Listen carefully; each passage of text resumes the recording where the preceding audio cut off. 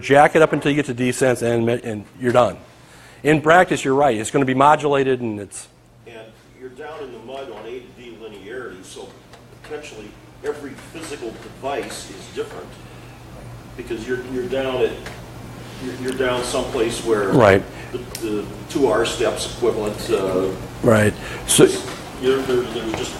You have to quantify how, like for example, this is something that I thought, well, this is got to exist on GMR, which is a software-defined radio, and guess what? And I went off and quantified, because GMR is a single conversion HF receiver, right? Well, what hits the A to D converter no matter what's coming in the antenna? LO leakage. LO leakage, that's 2 to 30 megahertz offset. Well, if I'm tuned to a frequency where the LO is such that a harmonic of it folds back on, it should be there. And guess what? I went in, I got a GMR mobile, I put it up there, and there it was. Fortunately, the spurious levels are low enough that their desensitization, that we're allowed 0.2% of all 3 kilohertz channels are desensitized at an antenna equivalent input level of minus 112 dBm or less, blah, blah, blah. You're allowed so much self-degraded, and we come in below that. They're low enough, but it's there. And you can see it just on the LO leakage, because you're never going to be perfect on that. There's something to be learned about why Galvin is happy with this. Well, the one that I was talking about for GMR, for descents, performs like the blue lines. What I was just talking about there is I can find spots where they have self-jammers, but they're down in the mud. They're even lower. But you can't see them just because we can signal process down to a 6 hertz per bin and really pick it out. The descents effect isn't as great. Okay, so that's single tone descents and the measurement that I made on it. So overall, I was actually happy that the fact that it got in general the general case of 107 dB, pretty darn good. And like I said, the other thing I like about it is the fact that it's largely frequency independent on the offset. So you can stack that interfere wherever you want, it's still going to have the same performance. So the second thing I looked at was receive out-of-band intermod. Now this is a case where, this is looking at a wider span. This is looking at, that's 200 kilohertz right there. So here's my desired signal where I'm tuned the receiver to, and I have an interfere at 600 kilohertz and 1.2 megahertz offset. And the reason why I chose those frequencies because I had crystal filters in the lab to clean up the signal generators good enough so that their own broadband noise wasn't covering up on channel. In fact, these are 2 signal generators. One is a very narrow crystal filter. You can see the noise humps and then it falls off. That's the skirts of the crystal filter. I'm putting the signal generator through. And this is an LC filter, which is wider. And that's just the crap coming out of that guy, which would normally go like this if I didn't have it. So what I'm showing in the red line is with intermod, the way it works is I put 2 interferers up, and I have to keep increasing their level until they generate a distortion product on channel that's equal to minus 110 dBm. And you pass the test if the levels of these 2 guys that produces that is at least minus 30 dBm into the receiver. And this beats that spec by 5, 10, 12 dB with plenty of margin, which is not a surprise. This is exactly what I would expect out of it because there's no mixer, right? Which is usually the Achilles heel for linearity. That's your big nonlinear device. So to put some numbers to it, our mill radios, non-co-site, require an input IP3 for receive of plus 10 dBm. We typically do in the high 16s to 18 dBm input IP3. This is over a watt. So I mean, this is a lot of good juice here. So plenty of linearity. Okay. And so the third thing I looked at on this guy was transmit spurious and broadband noise. So what I put up here at the top is what our mill standard requirements are. So we have a spurious requirement, and these last two sub-bullets are just commentary saying in a super het design, the DAC that generates the transmit IF close in rules the roost as far as what my noise performance is. Further out than that, it's all synthesizer. With direct sample, it's all DAC. So however clean that DAC is, that's what you get out the pipe and amplified and everything else. The broadband noise requirements, I put 2 standards here. I only mentioned ARC 220 only because in the pre-Rev A version of this mill standard, this was the original requirement, and we signed up with the Army and said, okay, we'll stick to it and we'll do that. So we're shipping out radios that's 15 dB better than the mill standard. And the superhead design is all synthesizer determines the noise output, and again, the DAC in direct sample is everything. Okay, so for transmit, what I did here is this is a measurement, a couple of measurements overlaid. Red line, and these numbers down this side are my spurious requirements, spurious levels in dBc relative to the carrier. The purple line, and these numbers over here is my broadband noise in dBc per hertz, noise spectral density requirements. So we'll kind of take it one at a time. The green line is a very well known to me superhet HF transceiver's actual measured performance. Okay, you can see close in with the synthesizer noise is up higher.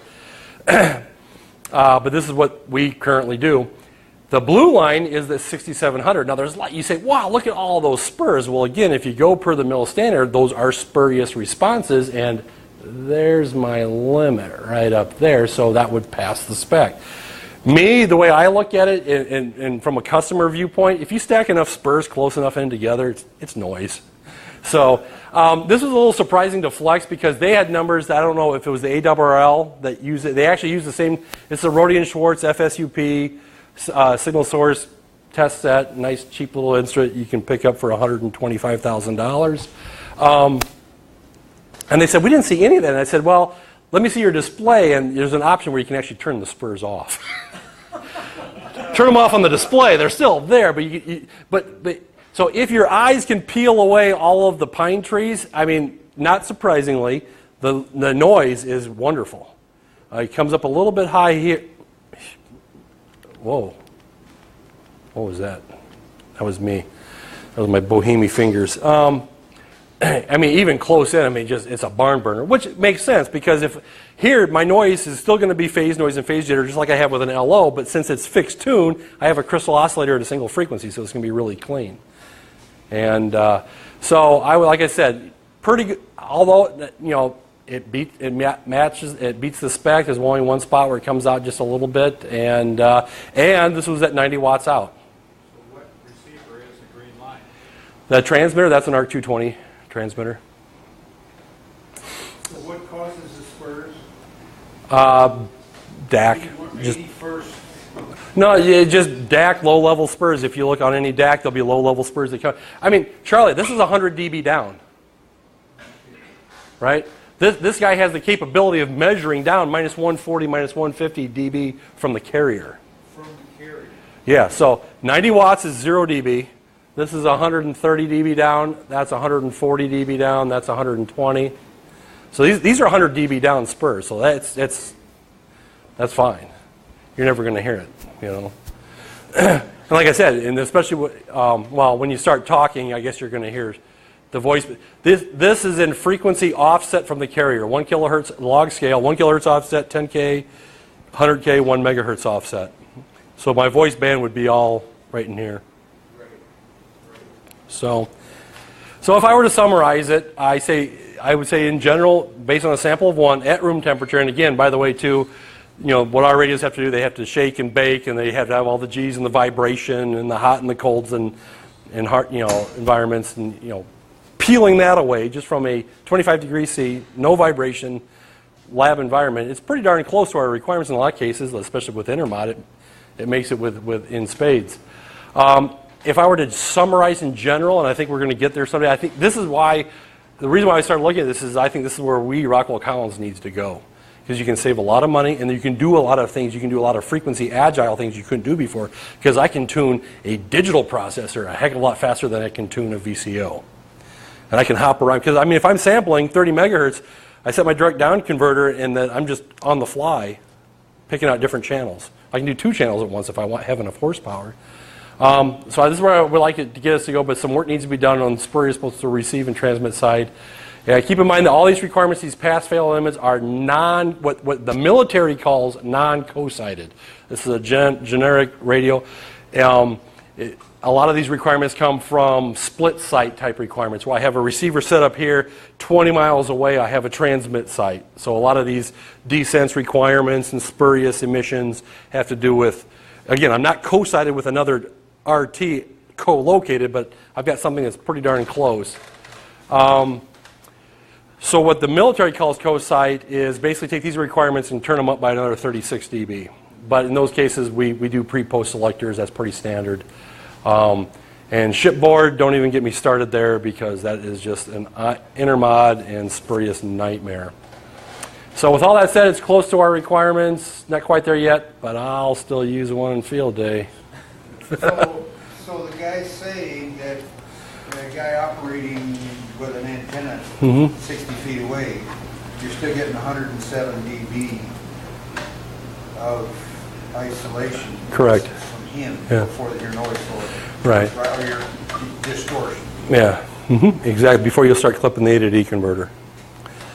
And for a field day type environment, it's even better if I'm on 20 meters and someone else is at 40 because it's got band filters in front of it.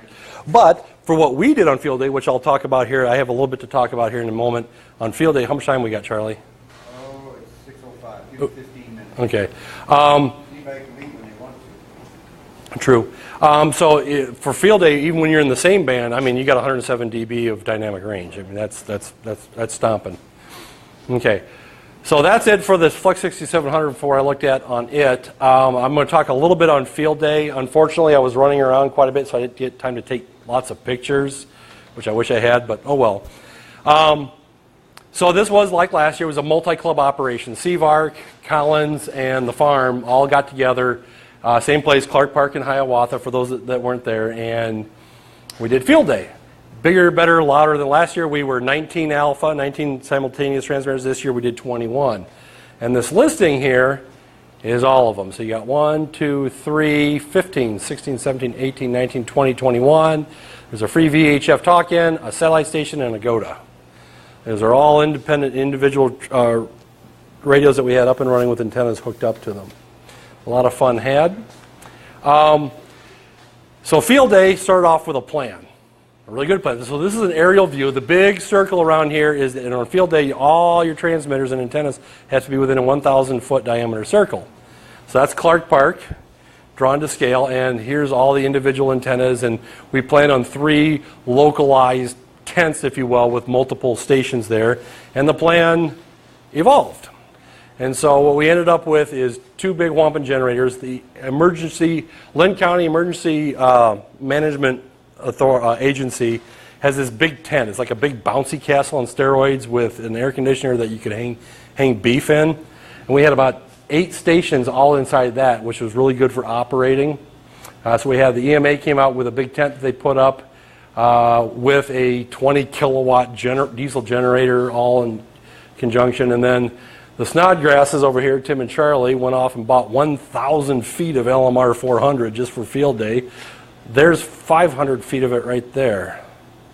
So the big trick on this one is that what we like to do, if possible, because it makes it good also from a public perspective when non-hams come and look, to see as many people operating as possible. So you want them co-located. Well, that's great if you co-locate them and it solves your power problem, but now you've got a feed line issue because your antennas can only get so close together. But this is what we set up. It worked, and I thought it worked actually pretty darn well.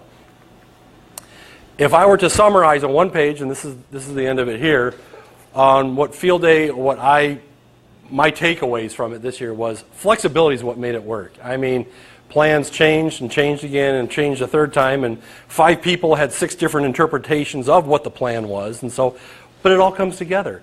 And that it says a lot for the people that were involved in setting up, because on the day of, things just happen. You know, people are sure there. I forgot a patch cable. I forgot this. Someone else has brought one, and everything just came together well. I thought we had really great technical work because Saturday night we had, my personal estimate, because I was up during that time out there, probably close to 50-mile-an-hour winds and rain, and we had no antennas go down. Now, I lost a canopy, but 2 toolboxes are still overrule, and I was able to save the radio on that one. So I lost the canopy in this whole wreck, but saved the radio. Don't forget the sunscreen like I did. That was a mistake. The EMA tent was a big hit, and I think we're contemplating that again next year. You'll learn a lot about people when you're hunkered down in a 10-foot space and there's 5 of you there and it's driving rain for like 20 minutes to a half an hour at 2:30 in the morning. And this is the biggest thing that I liked in that the Hiawatha Park District last year, they invited us back. They thought we did great. We didn't tear the place up.